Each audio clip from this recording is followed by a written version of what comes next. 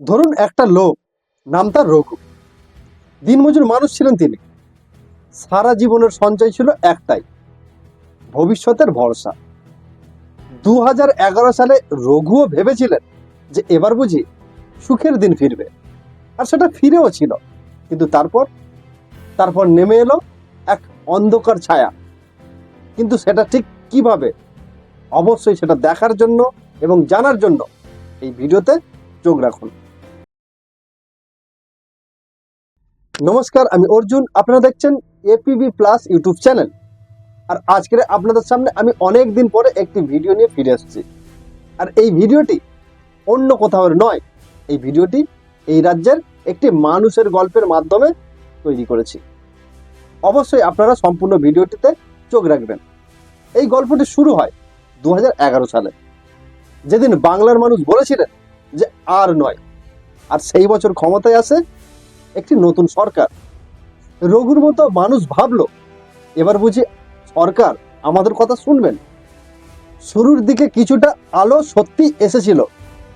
রঘুর মেয়েটা স্কুলে থাকলো, সরকারি পরিষেবা পেল। পাশের গ্রামের ছেলেটা সাইকেল পেল, হাসপাতালে গেলে সুচিকিৎসা পেল। রঘুর বউ মাসে মাসে কিছু টাকাও পেল। রঘু ভাবলো সরকারটা খারাপ নয়। একদিন রঘুর পাড়ার এক দাদা রঘুকে ডেকে বলল যে এইখানে টাকা রাখলে টাকা দ্বিগুণ হয়ে যাবে। রঘু সেই কথা মতো টাকা রাখলো। আর শুধু রঘু নয়, পাড়ার অনেকেই টাকা রাখলো। তারপর একদিন হঠাৎ অফিসে তালা বন্ধ, ফোন বন্ধ, আর এলাকা থেকে দাদাও উধাও। 2013 সাল, চিট ফান্ডে ভেঙে পড়ল। রঘু আজও জানে না যে তার টাকাটা গেল কোথায়। রঘু টিভি খুলে দেখেন যে কিছু নেতা ক্যামেরার সামনে টাকা গুনছেন। রঘু ভাবেন যে আমরা খালি ভোটই দিয়ে যাচ্ছি, টাকা তো অন্য জায়গায় যাচ্ছে। তদন্ত শুরু হয়, মামলা চলে, রায় আজও নেই। কিন্তু বিশ্বাস ওটার ফেরে না। রঘুর ছেলে পড়াশোনা করে বছরের পর বছর, পরীক্ষা দেয়, কিন্তু চাকরি পায় না। পরে শোনেন যে টাকা না দিলে চাকরি পাওয়া যায় না। আদালত বলে নিয়োগ প্রক্রিয়ায় ভুল ছিল। হাজার হাজার চাকরি বাতিল হয়। রঘুর ছেলে আজও বেকার, স্বপ্নটা মরে যায় চুপচাপ। রঘু খবরের কাগজ পড়তে পড়তে একদিন দেখেন যে কয়রা পাচার, গরু পাচার এবং কোটি কোটি টাকার হিসাব। রঘু ভাবেন যে এত বড় কাজ চুপচাপ হয় কিভাবে। প্রশ্নের উত্তর নেই। তদন্ত চলছে, কেসও চলছে। রঘুর মা অসুস্থ, হাতে সরকারের দেওয়া একটি কার্ড। হাসপাতাল বলে যে এখানে হবে না। সরকারি হাসপাতালে বেড নেই, ডাক্তারও নেই। রঘু বুঝে যায় কার্ড থাকলেই সুরক্ষা হয় না।